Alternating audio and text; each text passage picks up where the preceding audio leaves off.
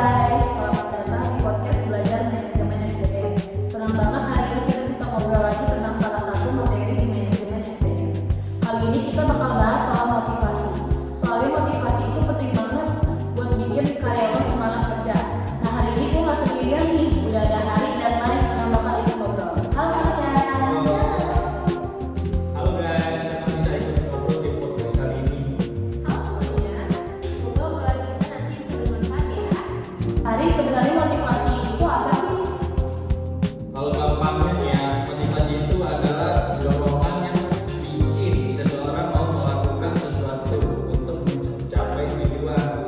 Dalam dunia kerja, motivasi penting banget karena berpengaruh ke semangat kerja, produktivitas, sampai hasil yang dicapai perusahaan. Kalau seseorang tak punya motivasi, biasanya kerjaannya jadi asal selesai saja. Oh jadi